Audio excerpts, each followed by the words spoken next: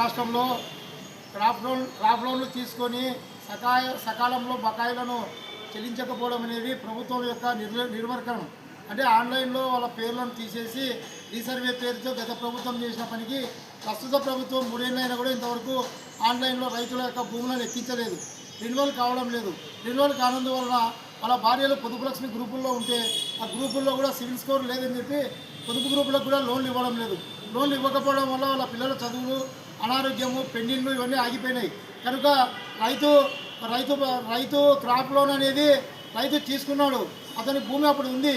ప్రస్తుతం అతని భూమి లేనందువలన ప్రభుత్వం రీసర్వేలో తిరిగి చుక్కల భూమిని ఆ భూమి అని చెప్పి ఎక్కియకపోవడం వలన వాళ్ళ భార్యలు తీసుకున్న పొదుపు లోన్లలో కూడా లోన్ కాలం అయిపోయినా పొదుపు లోన్లు ఇవ్వకుండా బ్యాంకర్స్ కొంతవరకు వేధింపులకు గురి చేస్తున్నారు. క్రాప్ లోన్కి వ్యక్తిగత పొదుపు లోన్కి సంబంధమే లేదు. కనుక వెంటనే నంద్యాల జిల్లాలో కలెక్టర్ గారు చర్య తీసుకొని ఎవరైతే ఆడ రైతు లోన్ తీసుకుంటే క్రాప్ లోను, కానీ ఆమె క్రాప్ లోన్ రెన్యువల్ చేయాలంటే ఆమె భూమిని గతంలో రీసర్వేలో తీసేసినారు. ఇప్పుడు ఆమె పొదుపు లోన్ కోసం పోతే పొదుపు లోన్లు ఇవ్వకుండా ఆ క్రాప్ లోన్ కట్టలేదని చెప్పి వాళ్ళని మానసిక వేధింపులకు గురి చేసి ఆ గ్రూప్కే లోన్లు ఇవ్వడం లేదు. కనుక ఆ ఆన్లైన్లో తిరిగి భూమి ఎక్కించి వాళ్ళ క్రాప్ లోన్ రెన్యువల్ చేయాలి. కానీ పొదుపు డబ్బులు కట్టుకున్న పొదుపు మహిళలకు 30 నెలల నుంచి పొదుపు కట్టుకొని పొదుపు తీరిపోయిందని చెప్పి పిల్లలను కాలేజీల్లో తర్వాత ఇతర దీనిలలో ఎంటెక్, బీటెక్, ఎంబీబీఎస్ సీట్లకు పంపించడానికి వాళ్ళకు పొదుపు లోన్కు అప్లై చేస్తే పొదుపు లోన్ ఇవ్వకుండా ఇబ్బందులకు గురి చేస్తున్నారు.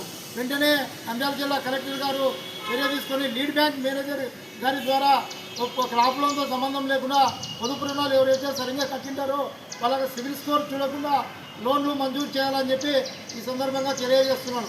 నా పేరు ఏఈ నాగరాజు. నేను నంద్యాల జిల్లా ప్రభుత్వ విజిలెన్స్ కమిటీ మెంబర్గా పనిచేస్తున్నాను.